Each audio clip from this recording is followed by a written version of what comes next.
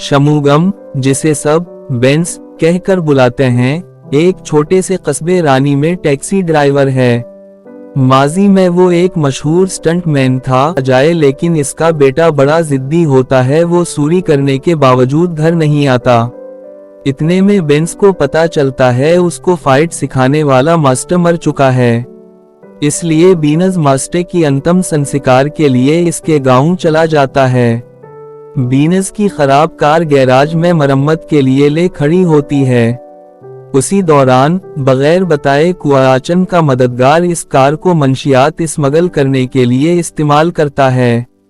Police को पता चलता है तो वो कार को कब्जे में ले लेते हैं। जब बेंस वापस आता है तो इसका दोस्त उसे पुलिस स्टेशन लेकर आता है। वो ये कहानी समझ नहीं पाता। जब उसे पता चलता है कि इसकी प्यारी कार पुलिस के कब्जे में है तो वो पुलिस की मिन्नत समाजित करता है कि वो इसकी गाड़ी को छोड़ दें, लेकिन सब इंस्पेक्टर बीनी उसे कार लेकर नहीं जाने देता। इंस्पेक्टर कहता है इस स्मगलर ने एक पुलिस वाले पर हाथ उठाया है, इसलिए वो उसे किसी कीमत पर नहीं छोड़ेगा। इस बात पर बेंस पुलिस वालों से लड़ता झगड़ता है, लेकिन सब इंस्पेक्टर बीनी कार वापस करने को तैयार नहीं होता। एक कांस्टेबल कहता है पैसों का इंतजाम करो, काम हो जाएगा, लेकिन इतने पैसों का इससे इंतजाम नहीं हो पाता। इसलिए वो थक हार कर वापस घर आ जाता है, लेकिन उसे घर आकर चैन नहीं आ रहा होता। इसकी बीवी कहती है सो जाओ, सुबह कुछ कर लेना, लेकिन वो रात को ही वापस पुलिस स्टेशन पहुंच जाता है। एक पुलिस वाला कहता है सीनियर इंस्पेक्टर जॉर्ज से बात करो, तुम्हारा काम हो जाएगा। बेंस मोहनलाल इससे अर्ज करता है कि वो इसकी गाड़ी छोड़ दें, वो इसको बहुत प्यारी है और इसकी रोजी रोटी है और ये कार उसे इसके मास्टर ने दी थी। इसलिए 20 साल से वो इसका अपने बच्चों की तरह ध्यान रख रहा है और वो ये कार किसी को कसे चलाने भी नहीं देता। जॉर्ज कुछ सोचता है और इसकी गाड़ी छोड़ देता है कि ले जाओ, लेकिन सब इंस्पेक्टर बीनी बार बार मना कर रहा होता है कि सरी बहन की शादी तक छोड़ आए। शादी में जाने के बाद पुलिस वाले खूब मजे करते हैं। आधी रात बीत चुकी होती है। जॉर्ज इसके पास आता है और कहता है बस हमें जंगल में एक फार्म हाउस है, वहां छोड़ आओ, इसके बाद तुम आजाद हो।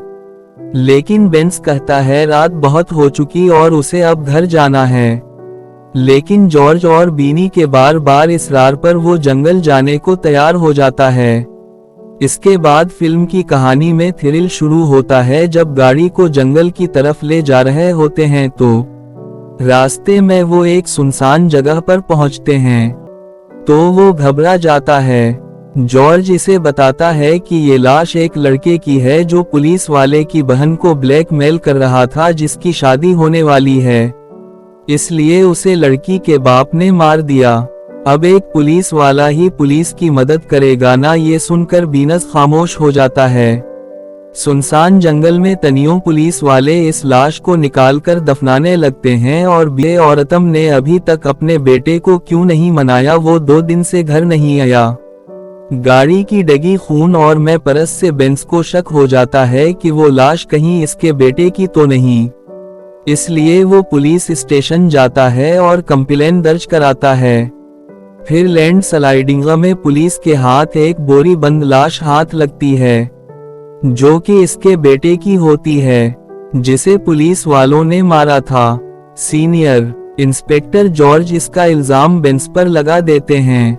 पुलिस का कहना है कि पवी ने एक पुलिस वाले की बहन को हिरासा किया था और मार खाकर मर गया, लेकिन हकीकत में पुलिस इसे बचाना चाहती है, इसलिए पवी की मौत को छुपाने की कोशिश कर रही है।